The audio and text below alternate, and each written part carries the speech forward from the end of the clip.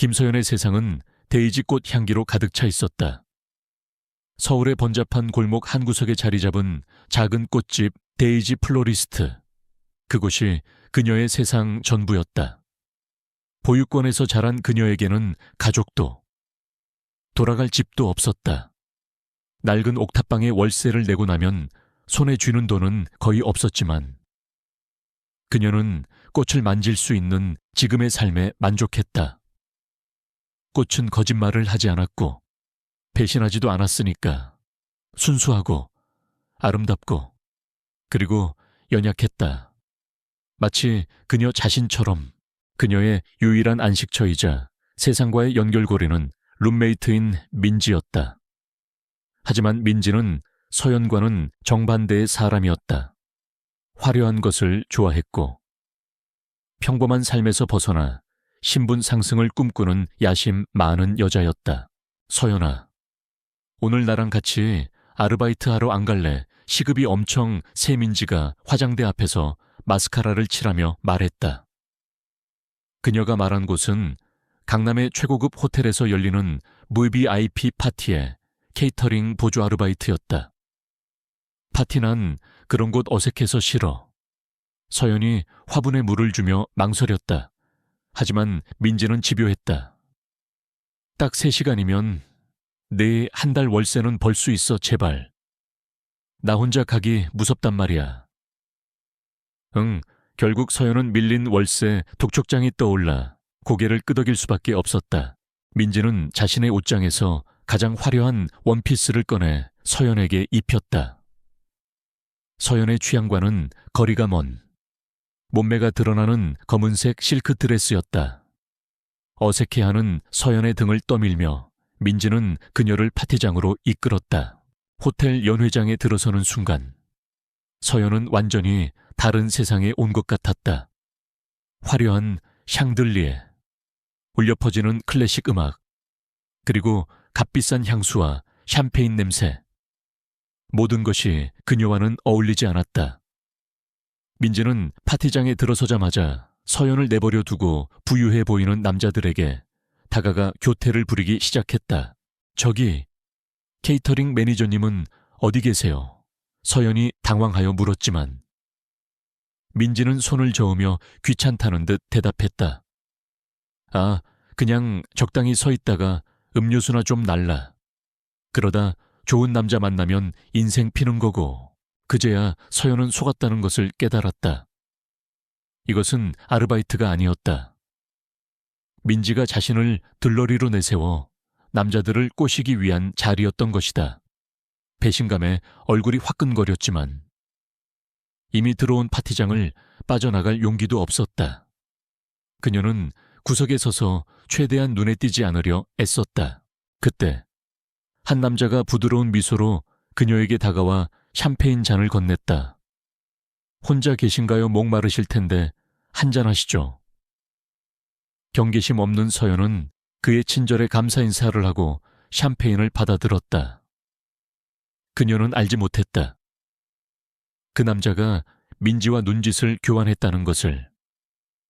그리고 그녀가 받아든 샴페인 잔 안에 녹아든 정체불명의 약을. 같은 시간 JW그룹의 대표이사 집무실은 얼음장처럼 차가웠다. 이진우는 수십 개의 모니터에 둘러싸여 있었다. 복잡한 코드와 실시간 주식 그래프들이 그의 얼굴을 푸른빛으로 물들였다. 30살의 나이에 국내 최고의 IT 기업을 이끄는 천재. 그에게 세상은 0과 1로 이루어진 데이터의 집합일 뿐이었다. 감정, 관계, 특히 사랑이라는 단어는 그의 인생 알고리즘에 존재하지 않는 버그와도 같았다. 대표님, 파티에 가실 시간이십니다. 이 회장님께서 여러 번 확인 전화를 하셨습니다. 강 비서의 말에 진우의 미간이 좁혀졌다. 그는 할아버지가 정해놓은 사업을 위한 사교 파티를 세상에서 가장 비효율적인 시간 낭비라고 생각했다. 5분만 참석하고 나오겠다고 전해. 하지만 상대는 KH건설의 윤 회장님이십니다. 따님이신 채경 아가씨도 와 계신다고. 그 따님에게는 더더욱 관심 없어. 그에게 여자는 이해할 수 없는 변수이자 귀찮은 존재일 뿐이었다. 특히 KH건설의 딸 윤책영은 노골적인 방식으로 그에게 접근해왔기에 더욱 거부감이 들었다. 하지만 할아버지의 명령은 거역할 수 없었다. 그는 마지못해 자리에서 일어났다. 파티장에 도착한 이진우는 숨이 막히는 것을 느꼈다. 위선적인 웃음, 공허한 대화, 그리고 그의 배경을 보고 접근하는 사람들. 그는 모든 것을 견뎌내야 했다. 윤채경이 보란 듯이 그의 팔짱을 끼며 달라붙었다. 진우 씨, 와주셨네요. 오늘 정말 멋져요. 진우는 그녀의 손을 무심하게 떼어냈다. 그의 냉정한 태도에도 채경은 아랑곳하지 않았다. 그 순간 진우는 탈출해야겠다고 결심했다. 그는 할아버지의 감시망을 피해 조용한 복도로 빠져나왔다. 잠시라도 이 소음에서 벗어나고 싶었다. 한편 샴페인을 마신 서연의 몸에 이상이 찾아오기 시작했다. 온몸이 불덩이처럼 뜨거워지고 눈앞이 흐릿해졌다. 심장이 비정상적으로 빠르게 뛰었다. 무언가 잘못되었다는 것을 직감했다. 그녀는 비틀거리며 민지를 찾았지만 그녀는 이미 보이지 않았다. 공포감이 엄습했다. 서연은 파티장을 벗어나 도움을 청하기 위해 복도를 헤맸다. 하지만 약기운은 생각보다 강했다. 이성이 마비되고 몸은 그녀의 통제를 벗어나고 있었다. 그녀는 필사적으로 근처에 살짝 열려있는 스위트룸 문을 발견하고 안으로 쓰러지듯 들어갔다. 차가운 대리석 바닥에 몸을 뉘자 잠시나마 타는 듯한 열기가 가라앉는 것 같았다.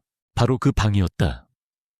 이진우가 소음으로부터 도피하기 위해 발견한 비어있는 것처럼 보였던 바로 그 방. 그는 조용히 문을 열고 안으로 들어섰다. 그리고 바닥에 쓰러져 있는 여자를 발견했다. 처음 그의 머릿속에 떠오른 생각은 골치 아픈 술주정뱅이였다. 호텔 보안팀에 연락하려 휴대폰을 꺼내드는 순간 여자가 고개를 들었다. 땀에 젖은 머리카락, 고통과 혼란으로 가득 찬 눈동자, 그리고 약에 취해 붉게 달아오른 뺨. 그녀는 짐승처럼 가쁜 숨을 몰아쉬며 본능적으로 그에게 손을 뻗었다. 도와주세요. 너무 뜨거워요. 그녀의 목소리는 애처로웠다. 진우는 평생 한 번도 느껴보지 못한 감정에 휩싸였다. 그의 논리적인 세상이 순식간에 붕괴되었다. 그는 이런 상황에 대한 어떠한 데이터도, 어떠한 매뉴얼도 가지고 있지 않았다. 여자의 몸이 불덩이처럼 뜨거웠다.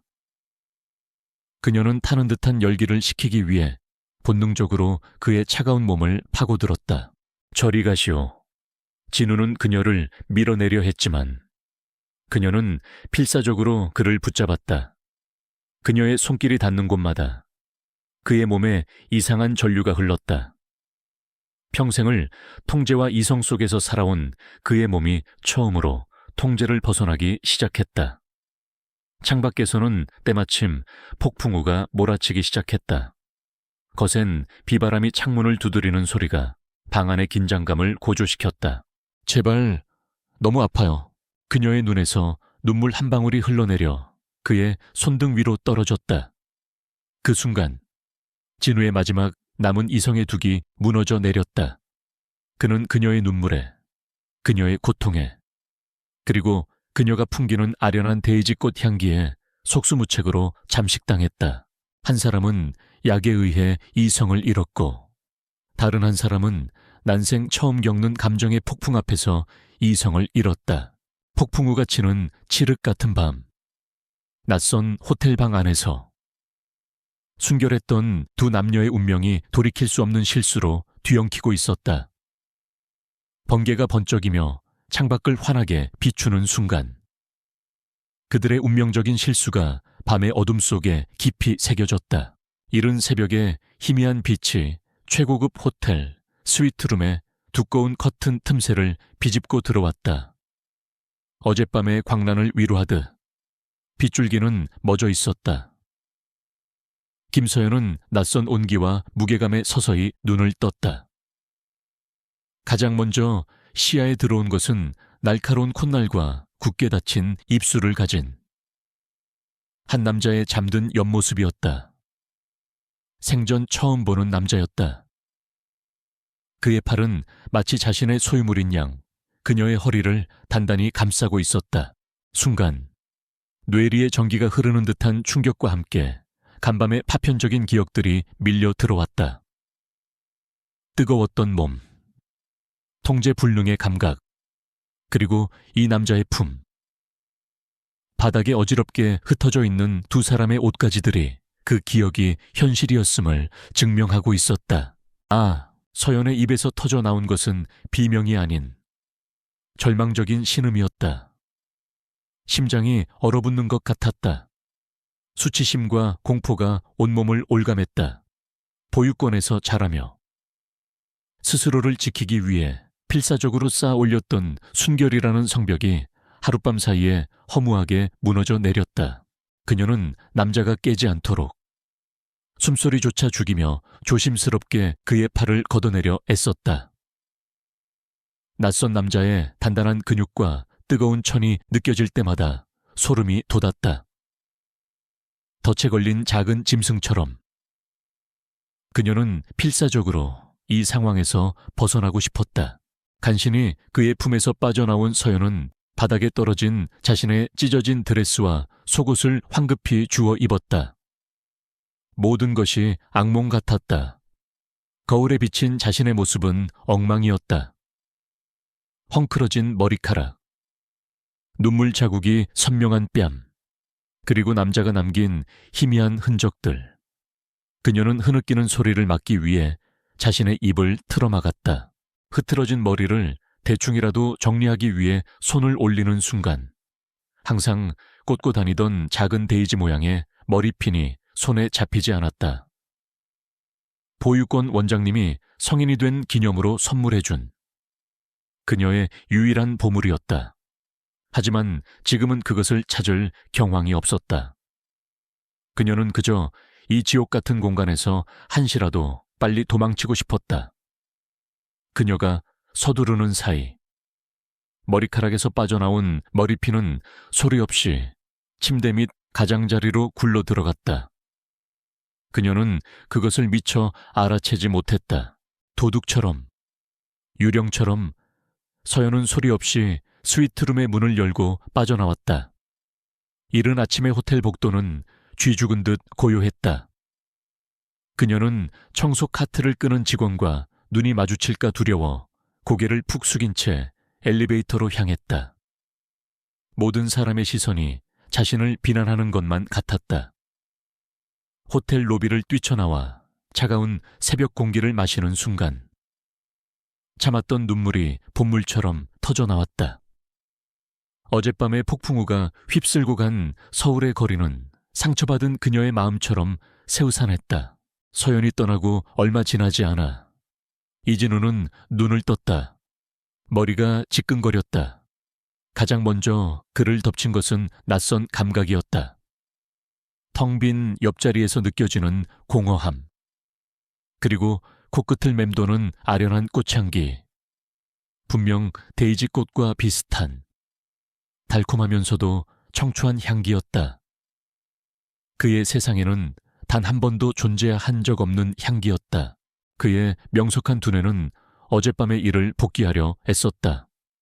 지긋지긋한 파티, 탈출, 그리고 낯선 방, 그곳에 있던 여자, 눈물로 얼룩진 얼굴, 부드러운 피부, 애처로운 속삭임.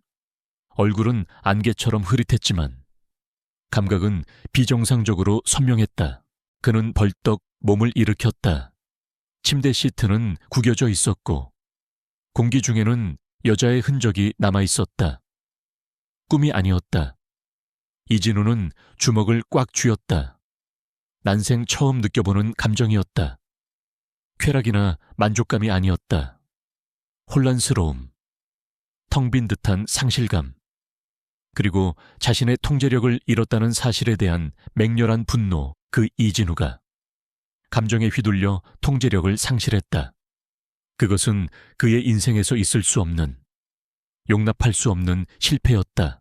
그는 화를 억누르며 딱딱한 움직임으로 옷을 입기 시작했다. 바닥에 떨어진 셔츠를 집어들고 구겨진 바지를 입었다. 그리고 구두를 신기 위해 몸을 숙이는 순간 카펫 위에서 반짝이는 작은 물체를 발견했다. 그것은 낡고 하얀 데이지꽃 모양의 작은 머리핀이었다. 이 화려하고 값비싼 스위트룸과는 전혀 어울리지 않는 소박하고 순수한 물건.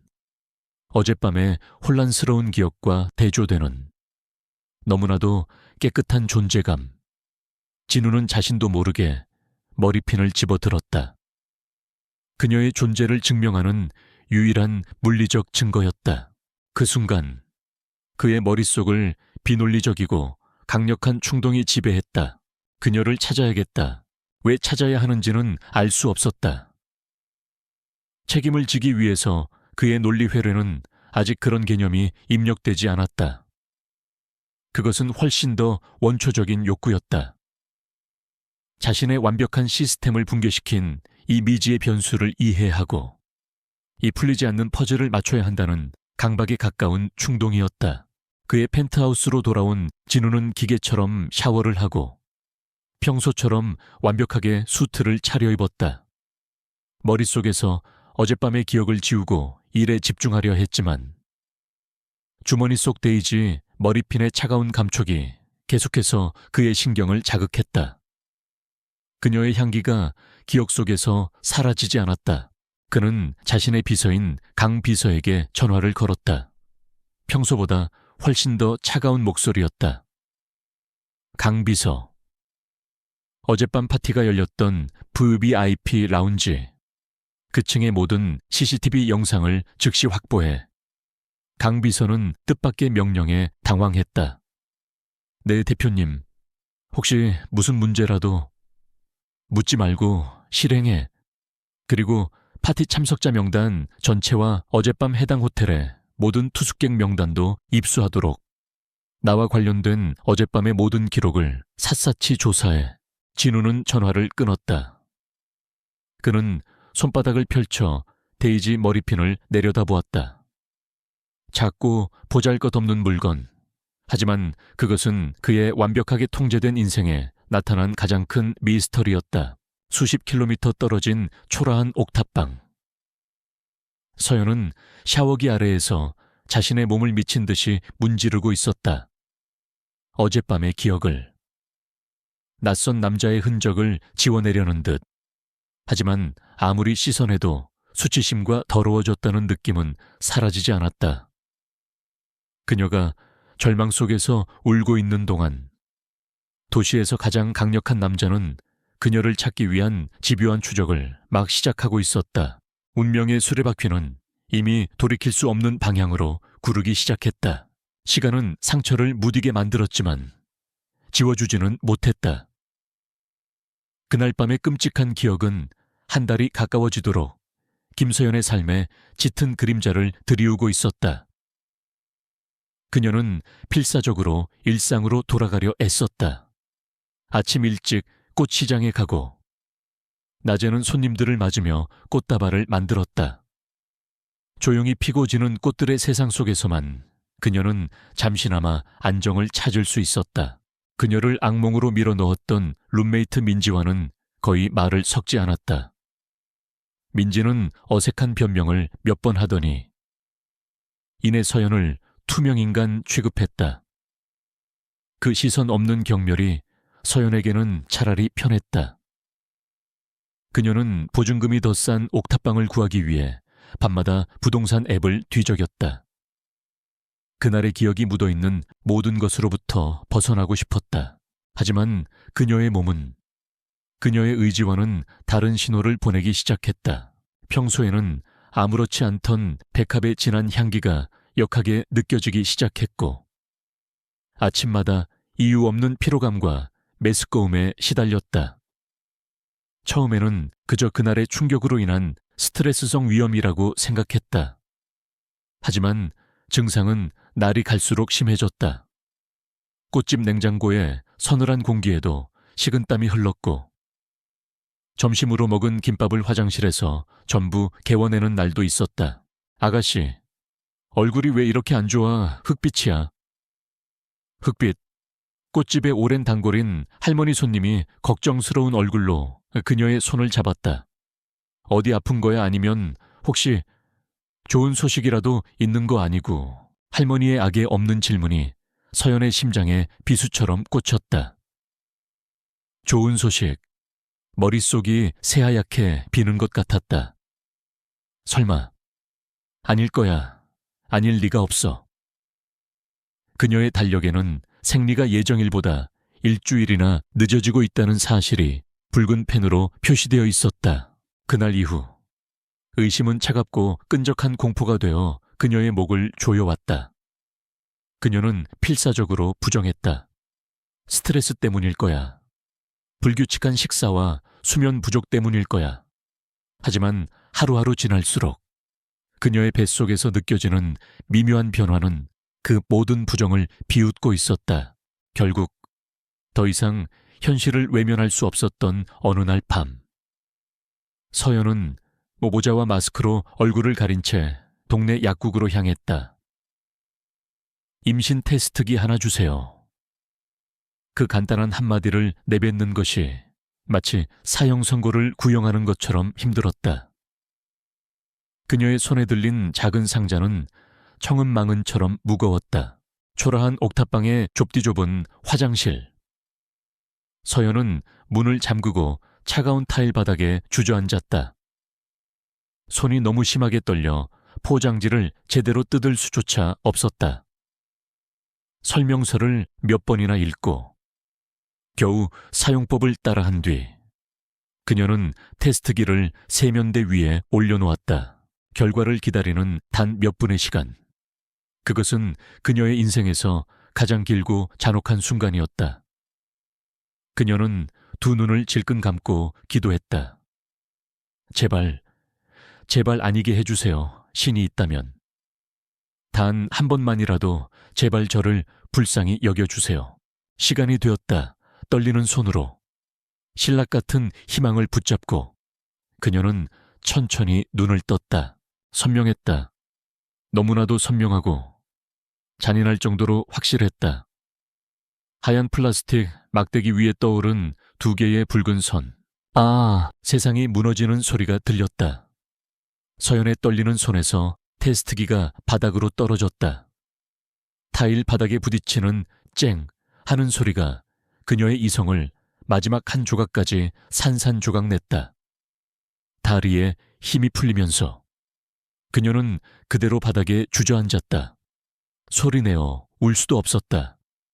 귀에서는 윙윙거리는 이명소리만 들릴 뿐 세상의 모든 소리가 차단되었다. 이미 위태롭기 짝이 없었던 그녀의 세상은 그렇게 완전히 붕괴되었다. 그 후 며칠간 서연은 살아도 사는 것이 아니었다. 그녀는 꽃집에 몸이 아프다는 핑계를 대고 나가지 않았다. 어두컴컴한 옥탑방 침대에 누워 텅 빈 눈으로 얼룩진 천장만 바라보았다.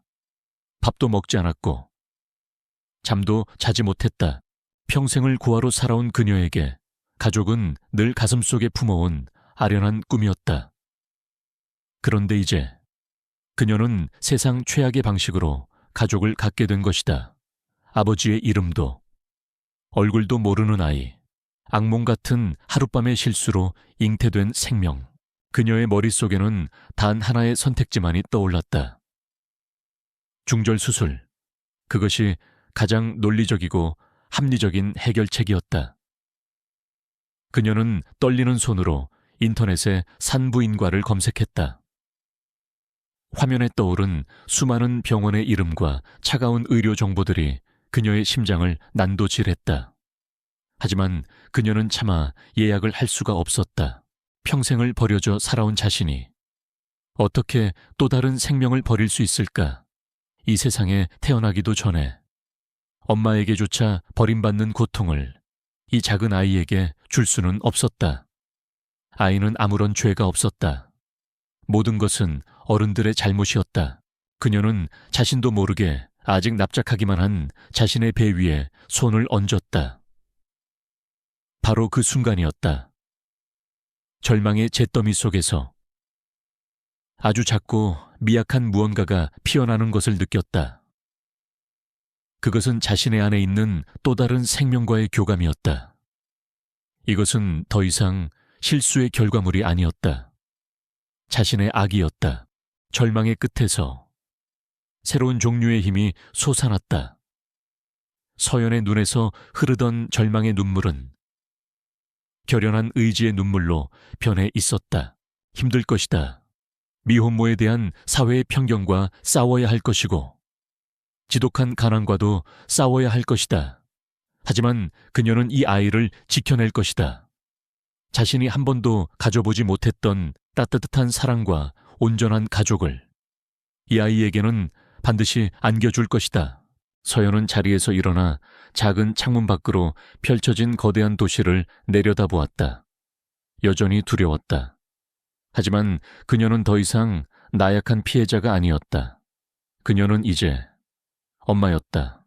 그녀의 외로운 생존 투쟁은 이제 새롭고도 숭고한 목적을 갖게 되었다. 한유진이 자신의 운명을 받아들이고 조용한 전쟁을 준비하는 동안 이진우의 세상은 전례 없는 혼돈에 휩싸여 있었다. 그의 제국인 JW 그룹의 대표 집무실. 그곳의 모든 것은 완벽한 질서와 통제 아래에 있었다. 하지만 단 하나, 그의 책상 위에 놓인 작은 데이지 머리핀만은 그 질서를 비웃는 듯한 이질적인 존재였다. 그는 일에 집중할 수 없었다. 평생 그의 머릿속을 가득 채웠던 코드와 데이터들이 의미 없는 기호의 나열처럼 보였다. 시장 분석 보고서는 눈에 들어오지 않았다. 그의 의지와 상관없이 머릿속은 안개처럼 흐릿한 그날 밤의 기억을 끝없이 재생하고 있었다. 데이지 꽃 향기, 부드러웠던 피부, 그리고 애처롭게 울먹이던 목소리, 이해할 수 없는 집중력 저하는 그를 미치게 만들었다. 그는 모든 혼란의 근원인 머리핀을 쓰레기통에 버리려 몇 번이나 집어들었다. 하지만 차가운 금속의 감촉이 손끝에 닿을 때마다 그는 차마 그것을 놓을 수가 없었다. 그의 완벽한 시스템을 붕괴시킨 유일한 단서, 그녀와 그를 잇는 유일한 연결고리였다. 아무것도 찾지 못했나 진우의 목소리는 평소보다 훨씬 더 날카로웠다. 강비서는 식은땀을 흘리며 고개를 숙였다. 죄송합니다. 대표님, 그날 밤 파티가 열렸던 복도의 CCTV 영상이 원인을 알 수 없는 오류로 손상되었습니다. 파티 주최 측의 소행인 듯합니다. 참석자 명단도 너무 방대하여 특정 인물을 가려내는 것이 장애물은 이진우의 집착에 불을 지폈다. 그는 참을성 없는 포식자처럼 변해가고 있었다. 수단과 방법을 가리지 말고 찾아내 JW 그룹의 모든 자원을 동원해서라도 반드시 그의 차가운 명령에 거대한 기계가 움직이기 시작했다. 그룹 내 최고의 보안팀과 국내 최고의 흥신소가 비밀리에 투입되었다. 파티 참석자 수백 명의 신상 정보가 데이터베이스화되었고 그들의 SNS와 주변 인물 관계까지 샅샅이 분석되었다. 호텔 직원들은 거액의 사례금을 받고 그날 밤의 모든 것을 증언해야 했다. 하지만 그녀는 공식적인 손님도 아니었고 파티 내내 구석에만 머물렀기에 그 어떤 사진에도 그 어떤 직원의 기억에도 남아있지 않았다. 그녀는 완벽한 유령이었다. 한 여자 때문에 회사의 자원을 총동원하는 이진우의 전례 없는 행보는 당연히 외부의 주목을 끌었다. 가장 먼저 반응한 것은 그의 할아버지인 이 회장이었다. 요즘 회사 일은 뒷전이고 정체불명의 계집 하나를 찾는데 혈안이 되어 있다는 보고가 들어왔다. 사실이냐? 이 회장의 집무실. 그의 목소리에는 노기가 서려 있었다. 내 인생을 망칠 셈이냐? 하찮은 여자 하나 때문에 그룹의 미래를 내팽개치려는 게야 제 개인적인 일입니다. 염려하지 마십시오. 이진우는 조금도 물러서지 않았다. 그의 완고한 태도는 이 회장의 의심을 더욱 키울 뿐이었다. 윤채경 역시 소문을 듣고 그를 찾아왔다. 그녀는 걱정스러운 표정을 연기하며 질투심으로 불타는 눈을 감추고 있었다. 진우 씨, 무슨 일이에요 듣자 하니 어떤 여자를 찾고 있다던데. 혹시 그날 밤 파티에서 무슨 불미스러운 일이라도 있었던 거예요? 그녀는 그날 밤의 진실을 캐내려 했지만 이진우는 얼음처럼 차가운 한마디로 그녀를 밀어냈다. 상관없는 일에 신경 끄는 게 좋을 거야. 그의 냉대는 그녀의 의심을 확신으로 바꾸었고 보이지 않는 적에 대한 증오심을 키웠다. 시간은 속절없이 흘러갔다. 수색은 한 달 가까이 교착 상태에 빠졌다. 이진우는 점점 더 초조하고 난폭해졌다. 데이지 머리핀은 이제 그의 손에서 떠나지 않는 그의 집착을 상징하는 부적이 되어 있었다. 결국 조사팀은 수사 방향을 바꾸었다. 여자를 찾는 대신 여자가 남긴 유일한 단서, 머리핀을 추적하기 시작했다. 명품 브랜드도 아닌 낡고 소박한 머리핀. 조사팀은 서울 시내의 모든 소규모 액세서리 가게와 수공예품 시장, 온라인 쇼핑몰까지 샅샅이 뒤지기 시작했다. 사막에서 바늘 찾기나 다름없는 일이었다. 그러던 어느 날, 한 조사원으로부터 극적인 보고가 올라왔다. 찾았습니다. 머리핀의 출처를 한적한 골목에 위치한 작은 수공예품 공방이었다. 공방 주인은 몇 년 전 천사의 집이라는 보육원에 데이지 머리핀을 대량으로 납품했던 것을 기억해냈다. 보육원을 떠나는 아이들에게 주는 성인식 선물용이었다. 퍼즐 조각이 맞춰지기 시작했다. 조사팀은 최근 몇 년간 천사의 집을 퇴소한 모든 여자들의 명단을 확보했다. 그리고 그 명단을 파티가 열렸던 호텔의 파트타임 직원 채용 기록과 대조했다. 마침내 단 하나의 이름이 떠올랐다. 김서연. 그리고 그녀의 현재 직업, 데이지 플로리스트의 파트타임 직원. 데이지. 마지막 확인 사살이었다. 강 비서는 승리감과 불안감이 뒤섞인 표정으로 대표 집무실에 들어섰다. 그는 얇은 서류 봉투 하나를 이진우의 책상 위에 올려놓았다. 찾았습니다. 대표님, 서류 봉투 안에는 단 한 장의 사진과 간단한 신상 정보가 들어있었다. 데이지 꽃다발을 정리하며 부드럽게 미소 짓고 있는 김서연의 사진. 그 얼굴이었다. 한 달 내내 그의 꿈속을 헤집어 놓았던, 안개 속에 가려져 있던 바로 그 얼굴. 이제는 너무나도 선명하고 부정할 수 없는 현실이 되어 그의 눈앞에 있었다. 이진우는 사진에서 눈을 떼지 못했다. 그의 손이 책상 모서리를 부서져라 움켜쥐는 바람에 손마디가 하얗게 변했다. 길고도 집요했던 추적은 끝났다. 이제 잔혹할지도 모르는 대면의 시간이 시작될 차례였다. 이진우의 검은색 세단이 작고 소박한 데이지 플로리스트가 앞에 멈춰 섰을 때 주변의 모든 풍경이 순간 멈추는 듯했다. 차에서 내린 그는 완벽하게 재단된 다크 그레이 수트를 입고 있었다. 그의 차가운 존재감은 아기자기한 골목의 따스한 공기마저 얼려버릴 듯했다. 그는 잠시 가게에 쇼윈도 너머를 응시했다. 창문 너머로 김서연이 보였다. 그녀는 헐렁한 원피스 위에 심플한 앞치마를 두른 채 화분에 물을 주며 나지막이 콧노래를 흥얼거리고 있었다. 그 평화로운 모습에 이진우는 난생 처음 느껴보는 기묘한 망설임에 사로잡혔다. 하지만 한 달 넘게 자신을 괴롭혀온 집착과 의무는 그의 발걸음을 가게 안으로 이끌었다. 딸랑 문에 달린 작은 종이 청가한 소리를 냈다. 서연은 부드러운 미소와 함께 고개를 들었다. 어서 오세요. 그녀의 미소는 문 앞에 서 있는 남자의 얼굴을 확인하는 순간 그대로 얼어붙었다. 심장이 멎는다는 것이 어떤 느낌인지. 그녀는 처음으로 알았다.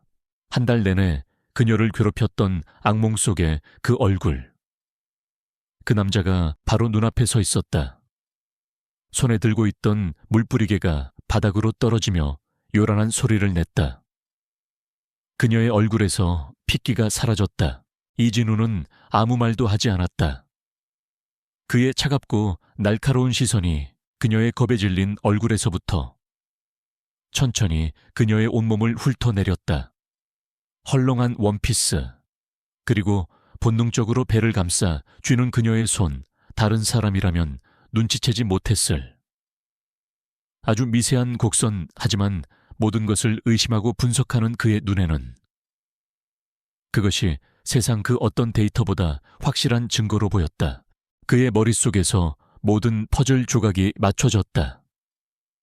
그녀가 그날 밤 갑자기 사라진 이유, 그리고 자신의 시스템을 붕괴시켰던 모든 혼란의 실체, 모든 것이 소름 끼칠 정도로 명확해졌다. 숨막히는 정적을 깬 것은 이진우였다. 그의 목소리에는 어떠한 감정도 실려있지 않았다. 이야기 좀 합시다. 그는 가게 구석에 있는 작은 테이블을 턱짓으로 가리켰다. 서연은 아무 말도 할 수 없었다. 그저 덜덜 떨리는 몸을 이끌고 마리오네트 인형처럼 그를 따라갔다. 테이블을 사이에 두고 마주 앉자. 그는 비즈니스 협상을 하듯 단도직입적으로 물었다. 아이, 가졌소. 그것은 질문이라기보다는 확인에 가까운 통보였다.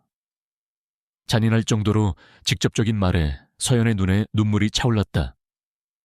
하지만 그녀는 울지 않았다. 대신 그녀 안에서 싹트기 시작한 모성애가 그녀를 붙잡았다. 그녀는 턱을 치켜들고 그를 똑바로 마주보았다. 부정하지 않았다. 작지만 단호하게.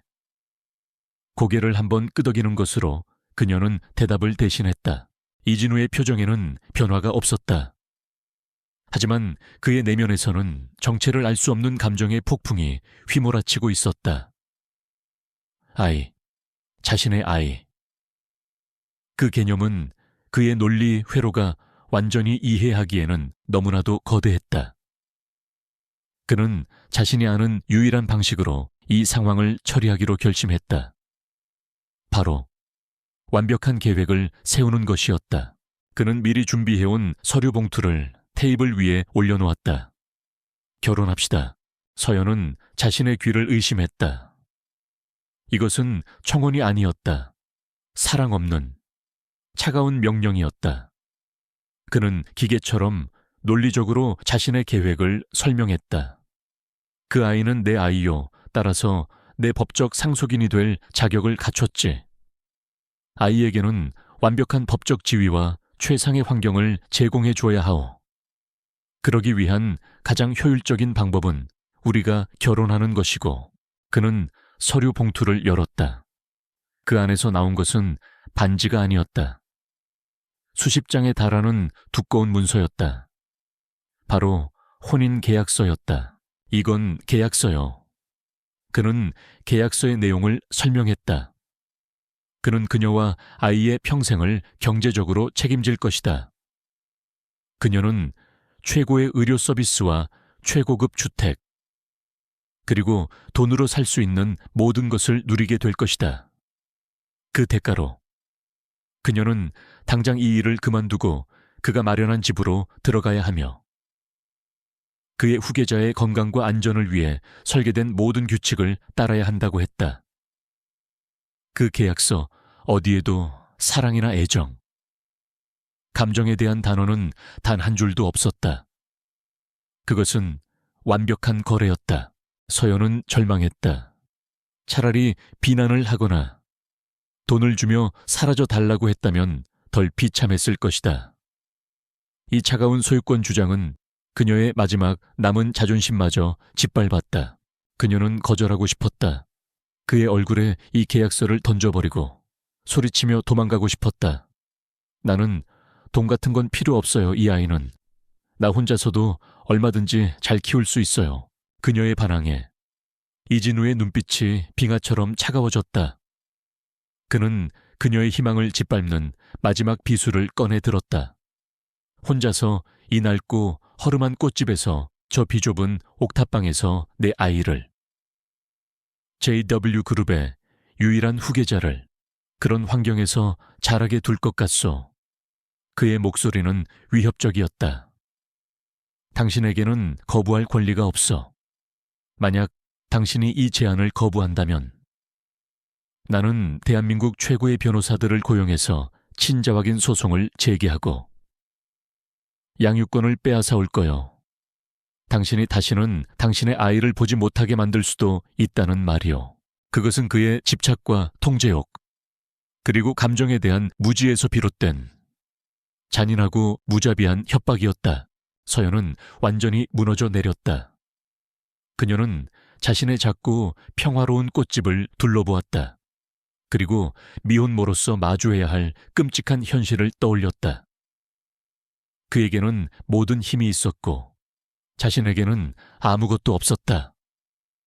아이의 미래를 위해서, 아니, 아이와 함께 있을 수 있는 기회라도 얻기 위해서. 그녀에게는 선택권이 없었다. 눈물이 뺨을 타고 흘러내렸다. 그녀는 거의 들리지 않는 목소리로 자신의 패배를 인정했다. 알겠어요. 결혼 할게요. 이진우는 무너져 내린 그녀의 얼굴을 바라보았다. 그의 표정은 승리감과는 거리가 먼 기묘하고 텅 빈 표정이었다. 그는 협상에서 이겼다. 하지만 이 승리는 이상할 정도로 공허했다. 운명적인 재회는 두 사람의 남은 인생을 속박할 차가운 계약서 위에서 끝을 맺었다.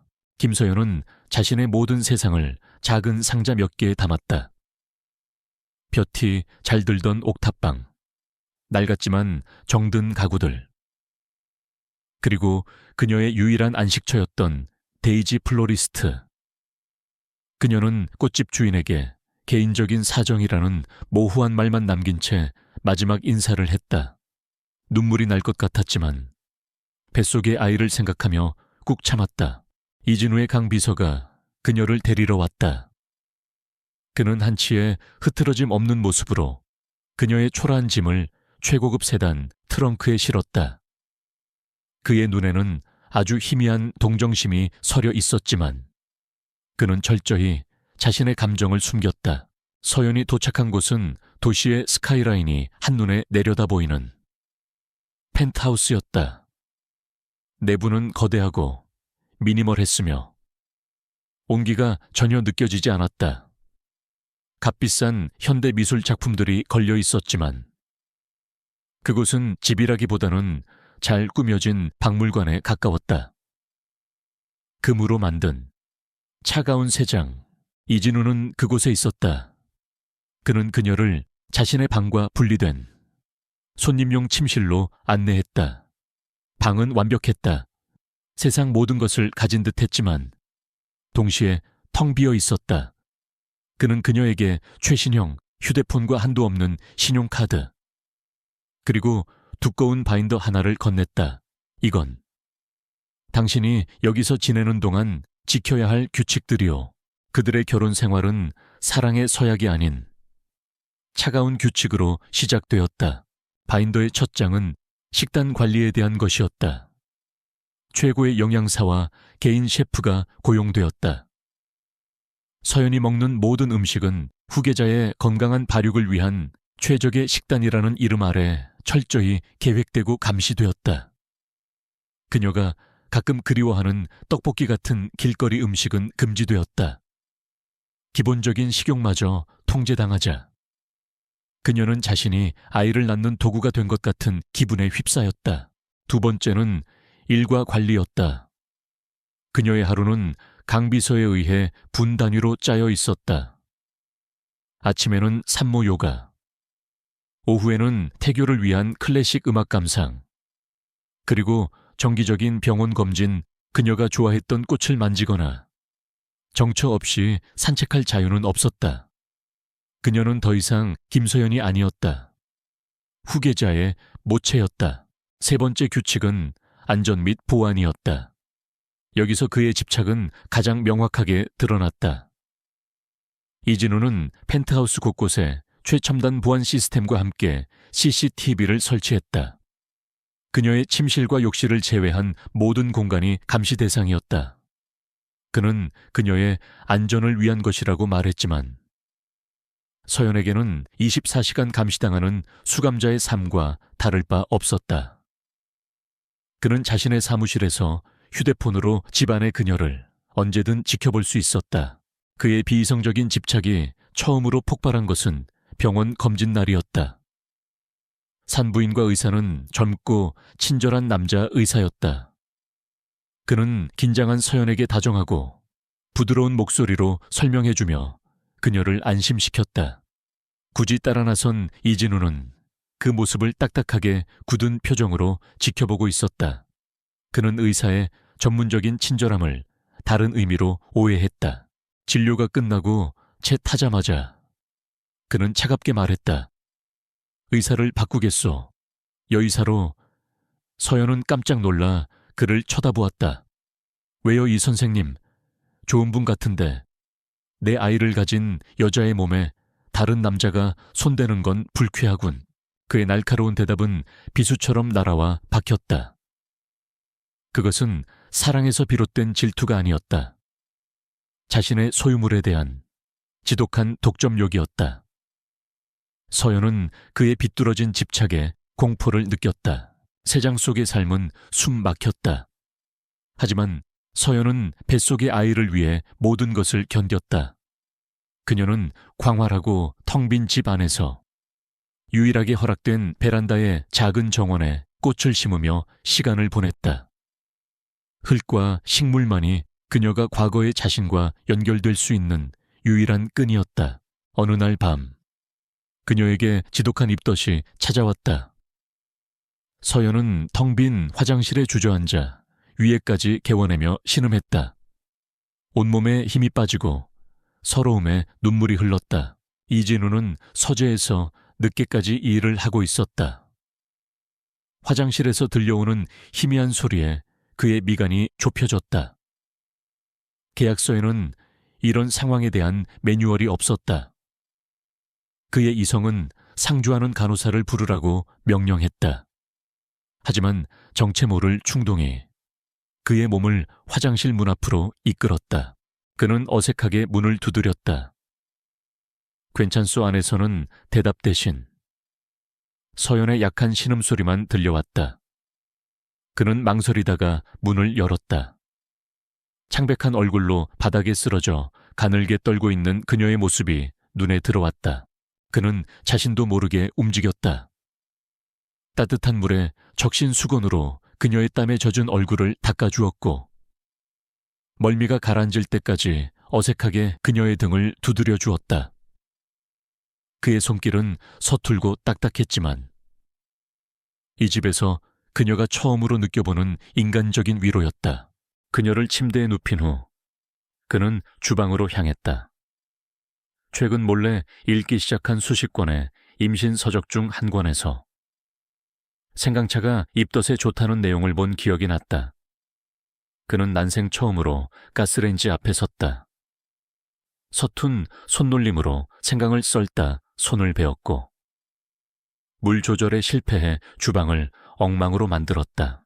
그는 자신이 만든 쓰고 맛없는 생강차를 들고 그녀에게 돌아왔다.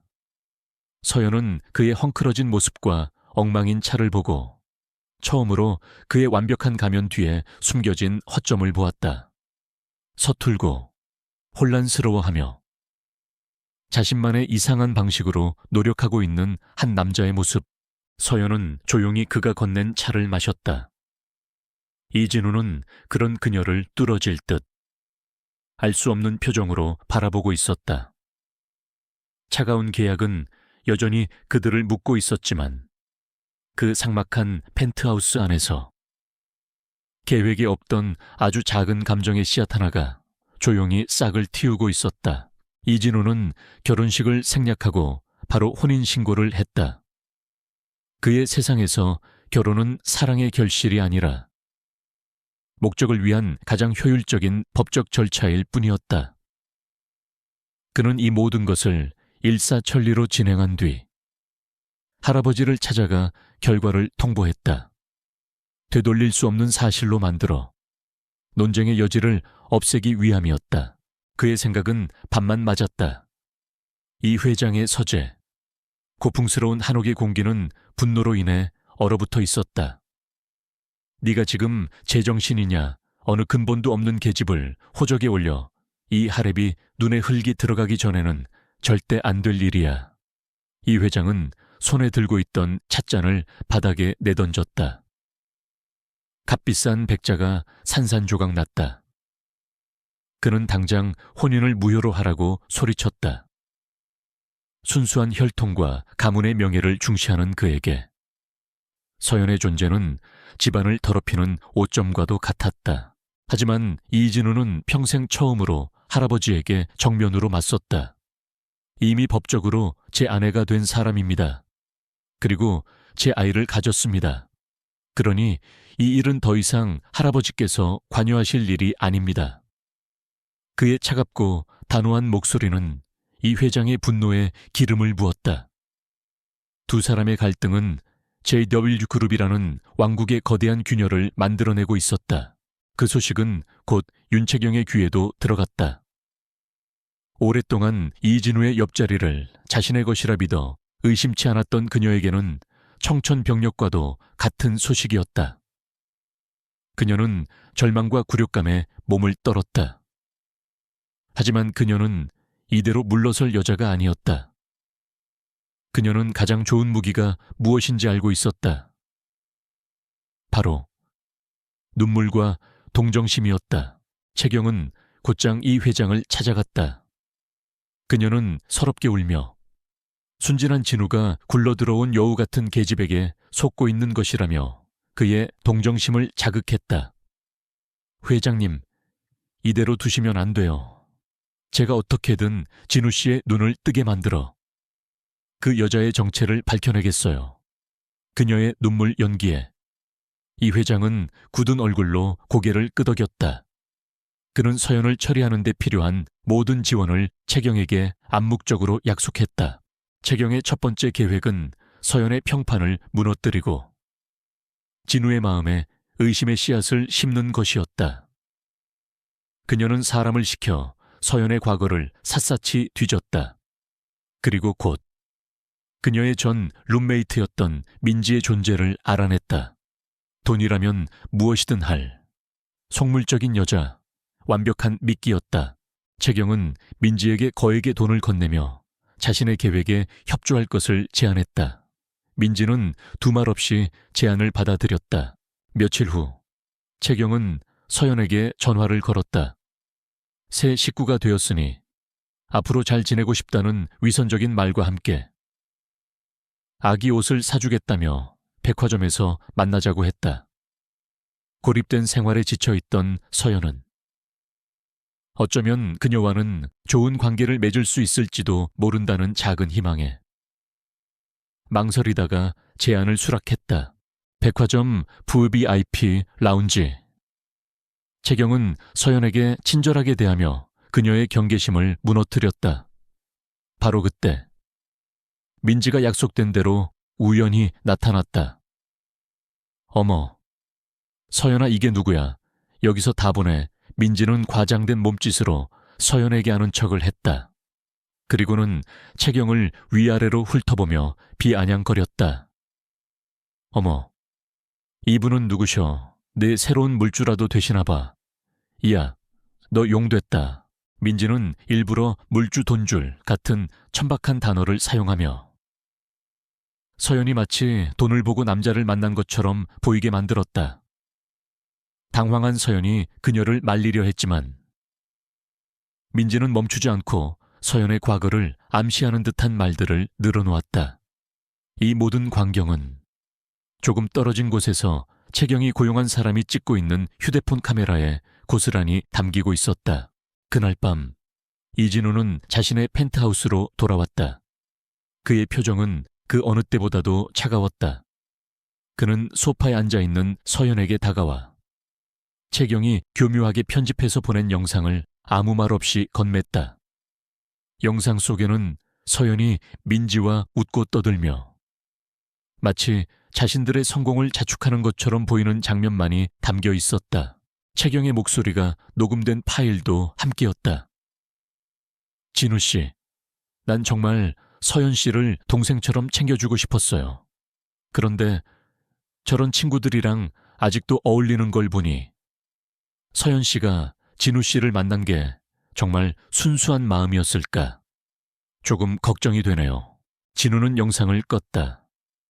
그의 머릿속은 복잡했다. 그의 논리는 새로운 데이터를 처리하기 시작했다. 인간관계의 미묘함이나 여자의 속임수를 전혀 모르는 그는 이 조작된 증거 앞에서 혼란스러울 수밖에 없었다. 그는 서연에게 분노를 터뜨리는 대신 차갑게 신문하듯 딱 물었다. 오늘 윤채경 씨와 함께 만났던 여자 민지라는 사람이요. 서연은 그의 싸늘한 말투에 당황하며 대답했다. 네, 제 예전 룸메이트인데 백화점에서 우연히 만났어요. 우연이라 진우의 목소리에는 얼음 같은 냉기가 서려 있었다. 그 여자와 아직도 연락하는 사이인가?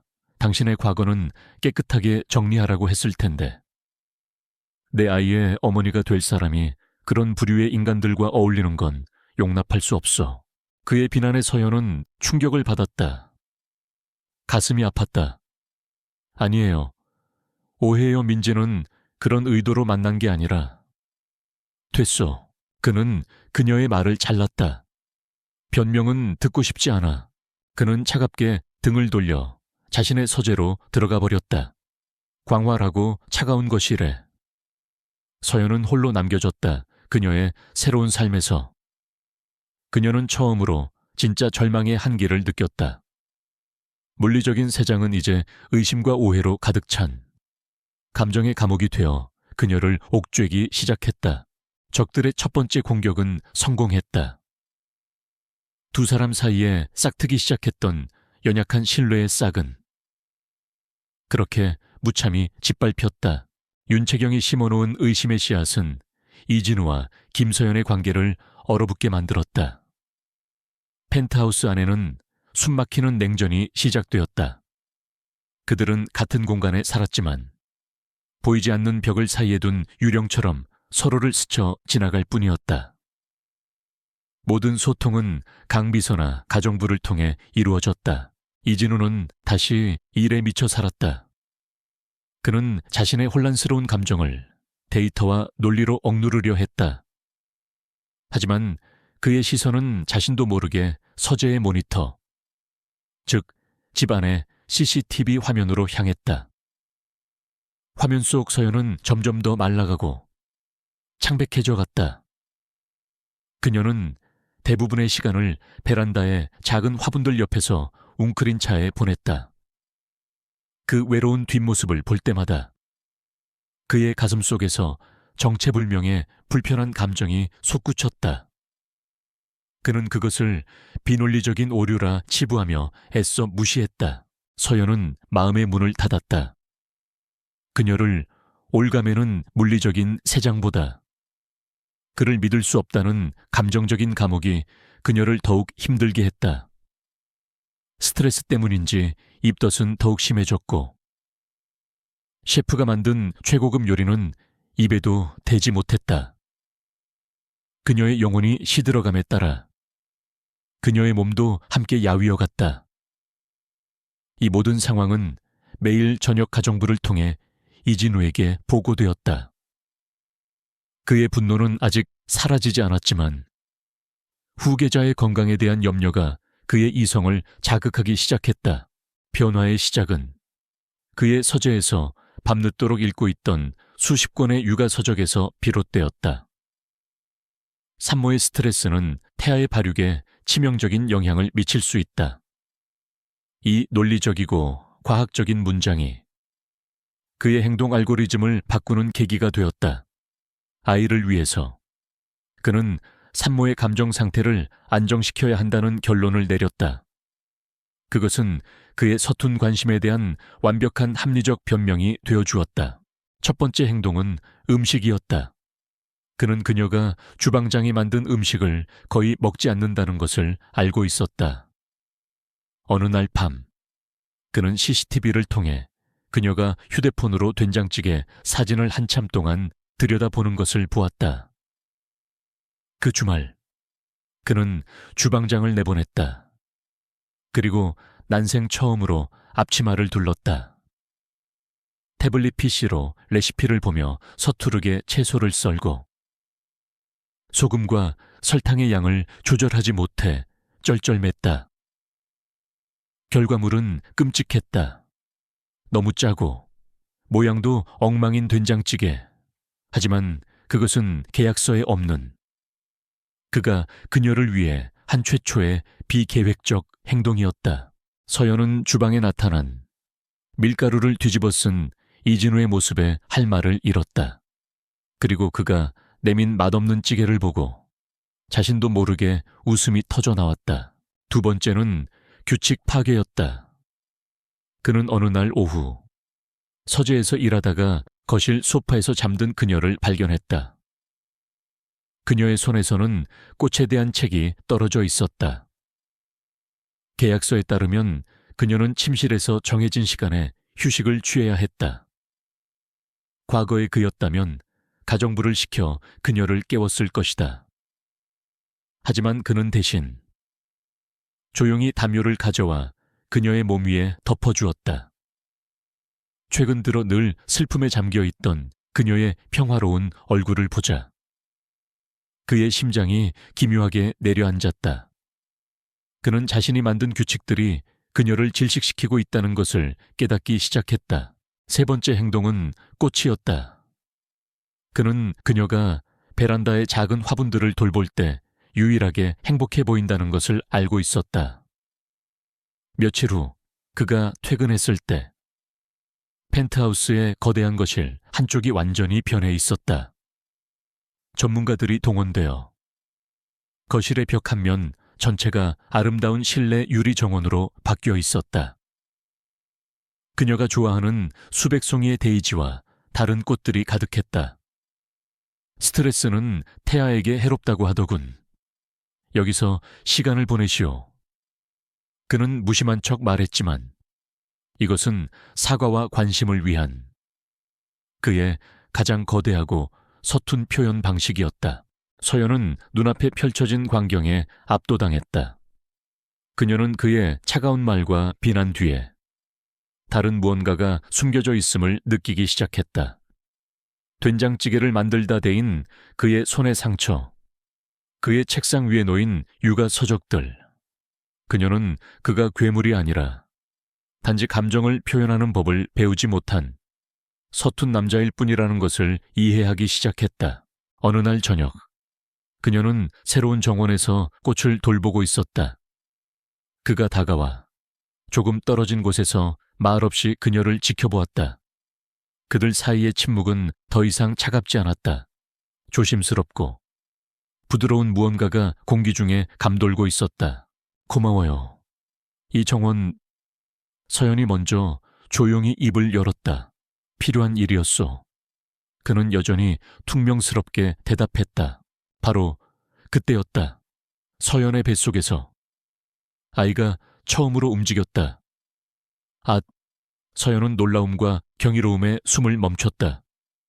그녀는 본능적으로 옆에 서 있던 그의 손을 잡아 끌어 이제 제법 불러온 자신의 배 위에 올려놓았다. 아기가 움직여요. 이진우는 손바닥 아래에서 느껴지는 미약하지만 분명한 태동에 그 자리에 얼어붙었다. 그날 밤 이후 처음으로 그녀의 몸에 손을 대는 순간이었다. 자신의 아이, 아니, 그들의 아이가 살아있다는 감각. 그것은 그의 모든 논리와 이성을 마비시키는 강력하고 원초적인 충격이었다. 그의 시선이 그녀의 배에서 그녀의 얼굴로 향했다. 그녀는 슬픔이 아닌 순수한 기쁨의 눈물을 글썽이며 그를 바라보고 있었다. 그 순간 처음으로 그녀가 문제나 계약 상대가 아닌 자신의 아이를 품은 어머니이자 놀라운 힘과 부드러움을 가진 한 여자로 보였다. 윤채경이 만들어낸 오해는 아직 풀리지 않았다. 하지만 바로 이 순간 아이의 작은 움직임이 만들어낸 강력하고 새로운 진실 앞에서 그들의 얼어붙었던 세상이 녹아내리기 시작했다. 차가운 계약으로 시작된 관계에 진짜 사랑의 첫 번째 맥박이 뛰기 시작했다.